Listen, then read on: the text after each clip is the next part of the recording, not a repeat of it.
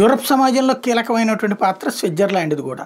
Europe సమాజానికి ప్రపంచంలోని ఇతర దేశాలకి మధ్యన ఒక అనుసంధానకర్తగా పనిచేస్తుంటుంది. అట్లాగే యూరప్ దేశాలతో పాటుగా ఇతర దేశాల్లో ఉన్నటువంటి ఆసియా దేశాల లేకపోతే ఇతర దేశాలు ఏవైతే ఉంటాయో వీళ్ళల్లో ఉన్నటువంటి ధనవంతులైనటువంటి వాళ్ళ సొమ్ములు అక్కడ ఏదైతే స్విట్జర్లాండ్లో ఉన్నటువంటి స్విస్ బ్యాంక్ అన్నటువంటి దాని మీద నడుస్తూ ఉంటుంది. ఇదంతా చూస్తుంటాం. అయితే అక్కడ కొన్ని సిస్టమ్స్ ఫాలో అవుతారు.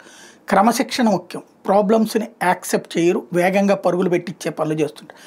ఇప్పుడు తాజాగా బురకాకి సంబంధించినటువంటి ఒక సంస్కరణ అక్కడ మొట్టమొదట అనౌన్స్ చేశారు. అంతకుముందు మనం ఒక వీడియో కూడా చేసుకున్నాం. స్విట్జర్లాండ్లో బురకా నిషేధించారు, అలాగే హిజాబుని నిషేధించారు. అది గనక తేడా వస్తే పెనాల్టీలు వేస్తామని ప్రకటించారు. అది ఏప్రిల్ నుంచి ఇంప్లిమెంట్ అవుతుంది అన్నట్టు. ఏప్రిల్ వచ్చేసింది, ఇంప్లిమెంట్ అయింది. స్విట్జర్లాండ్కి సంబంధించిన ఒక ముస్లిం మహిళకి 100 ఫ్రాన్సెస్ అంటే మన ఇండియన్ కరెన్సీలో 10,000 రూపాయలు పెనాల్టీ విధించారు బురకా ధరించినందుకు. దాని మీద అక్కడ ఉన్నటువంటి ముస్లిం సంఘాలు ఆగ్రహం వ్యక్తం చేస్తున్నాయి.